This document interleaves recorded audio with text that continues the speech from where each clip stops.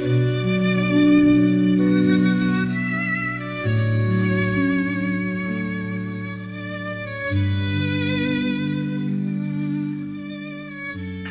Singkil, 23 Desember 2024. Sebuah kasus yang diduga melibatkan anggota DPRK Aceh Singkil berinisial S, kini kian menjadi sorotan publik. Kasus yang berawal dari dugaan pelecehan terhadap seorang janda beranak 3 berinisial PR, membuka serangkaian pertanyaan tentang rekayasa hukum dan kaitannya dengan politik lokal. Di sini ada serangkaian perbuatan jahat terhadap klien kami yang dilakukan ini menurut dugaan kami. Di sini ada oknum-oknum pengacara juga di sini untuk hal ini. Nah, kita nggak tahu nih kan. Ini kan menurut serangkaian itu yang sudah diceritakan kami ini ada kita bilang serangkaian jahat lah. Kalaupun itu terjadi, ini memang dalam paksaan dan tekanan itu terjadilah hal ini. Ya, kita berharap ya pihak yang tadi yang melakukan ini harus bertanggung jawab juga terhadap klien kami. Apakah benar PR pernah memberikan surat kuasa kepada 2 pengacara yang diduga terlibat dalam kasus ini? Ataukah tersebut hanya sebuah dokumen yang dibuat tanpa sepengetahuannya? Pertanyaan tentang surat kuasa, asli atau fiktif? Apakah benar PR pernah memberikan surat kuasa kepada 2 pengacara yang diduga terlibat dalam kasus ini? Ataukah tersebut hanya sebuah dokumen yang dibuat tanpa sepengetahuannya? Apakah surat yang beredar di media sosial ini adalah sebuah fiksi yang digunakan untuk kepentingan pihak tertentu? PR menegaskan bahwa ia tidak pernah memberikan kuasa kepada pengacara manapun untuk mewakilinya. Pertanyaannya, jika benar, siapa yang bertanggung jawab atas dokumen ini? Apakah ini sebuah upaya untuk memanipulasi proses hukum demi menutupi kebenaran? Haji Amaliun, yang menjabat sebagai Ketua DPRK Aceh Singkil dan juga Ketua Partai Nasdem di daerah ini, menjadi sorotan publik. Apakah ia akan mengambil langkah tegas untuk memastikan kasus ini ditangani dengan adil? Atau apakah ia akan memilih untuk berdiam diri dan membiarkan publik terus bertanya-tanya tentang sikapnya? Apakah Haji Amaliun sebagai pemimpin partai yang kuat di daerah ini akan menjadi simbol keadilan atau justru memunculkan keraguan publik terhadap kemampuan Partai Nasdem untuk menegakkan integritas politik? Ini kan berkenaan dengan pemberitaan yang di Facebook dan TikTok. Karena di sini ada laporan ke BKD, ke Badan Kehormatan Dewan. Karena ada di situ klien saya tidak pernah memberi kuasa kepada Karena tidak pernah memberi kuasa, kita datang langsung ke BKD-nya. Kita mau tanya, benar nggak surat itu ada? Karena hasil dari klien kami bilang tidak ada dia memberi kuasa kepada. Kalau masalah yang tadi yang dalam itu, biarlah klien saya yang menceritakan. Baik. Terus terkait dengan pengacara ini pengacara yang katanya dulu ada pengacara nih 2 orang nih. Tapi tadi yang Bapak sebut tadi Pak, namanya sama Pak, 2 orang itu.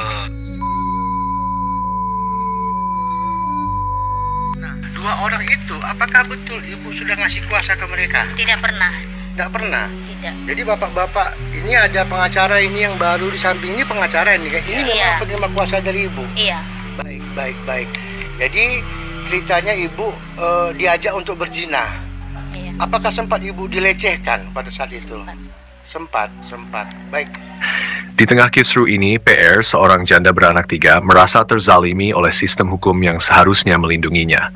Apakah korban seperti PR masih bisa mendapatkan keadilan di Aceh Singkil? Atau apakah ia hanya menjadi korban permainan hukum dan politik yang menjijikan?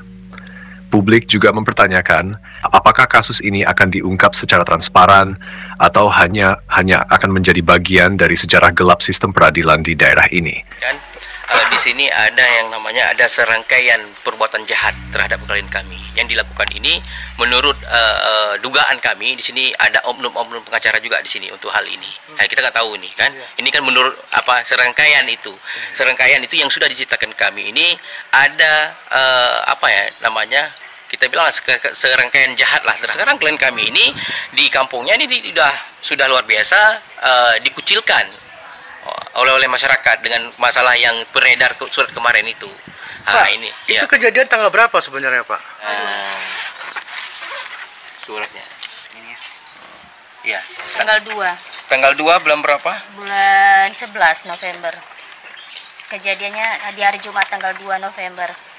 Iya. Begini, ini kan menurut analisa kami. Menurut analisa kami itu memang besar, kuat sekali dengan hal itu. Karena di sini kan ada tekanan. Dan sini kan ada cerita lagi. Dia menyatakan dia DPR, dia menyatakan itu dia kasih uang. Kan ini tekanan kuat yang ini. Dan kita kasus ini kan tiba-tiba mencuap. Nah, ini ada apa di sini? Kita nggak tahu, tapi yang intinya kasus ini ada politik yang sangat kuat terhadap hal ini. Dan tapi klien saya ini benar memang itu yang terzalimi dengan hal ini. Tampak dari wajahnya ketakutan ini. Iya. Ibu ada ancaman-ancaman, Bu ya. Jadi gini, ini nih kami nanya, apakah benar memang ada ancaman-ancaman untuk tidak penegakan hukum terkait kasus Ibu nih? Dari pihak-pihak tertentu yang Ibu nggak perlu sebutkan namanya. Apakah memang ada pengancaman, Bu? Ada. Pengancaman dalam bentuk tidak boleh melaporkan ke polisi gitu. Iya. Dan ternyata sudah dilaporkan ke Polda ya, Pak ya? Iya, benar.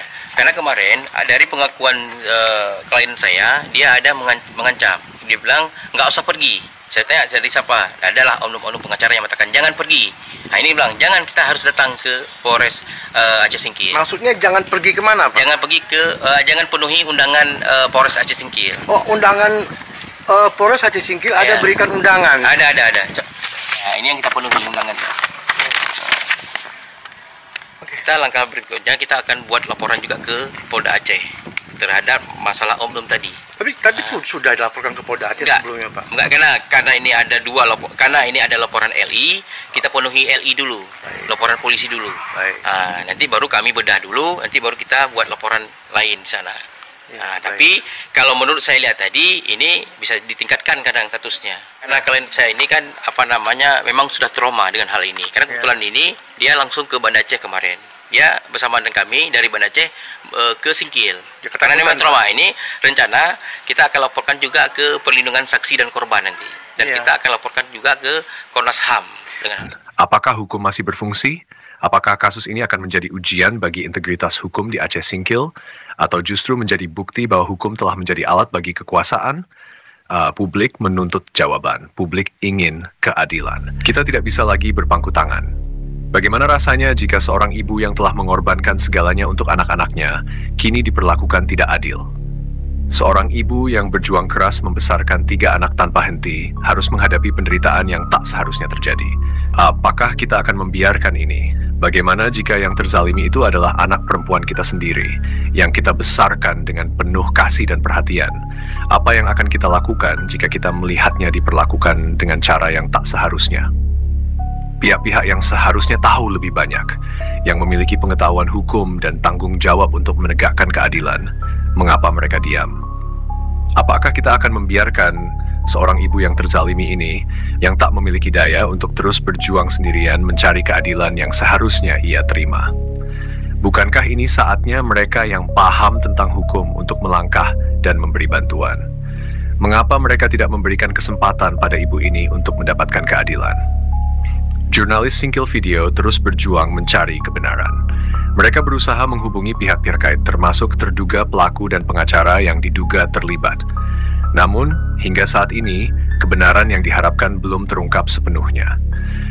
Inilah saatnya bagi kita semua, terutama mereka yang memiliki ilmu hukum, untuk tidak tinggal diam. Jika kita tidak berbicara, siapa lagi yang akan memperjuangkan keadilan?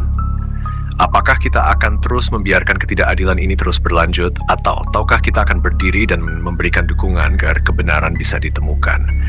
Kita semua bertanggung jawab untuk menciptakan perubahan. Sebagai masyarakat, kita harus mendesak agar keadilan ditegakkan, agar seorang ibu yang telah lama berjuang untuk anak-anaknya mendapatkan hak yang layak ia terima. Kini adalah waktunya untuk bergerak. Dari Kabupaten Aceh Singkil, untuk media Singkil Video, Muhammad melaporkan.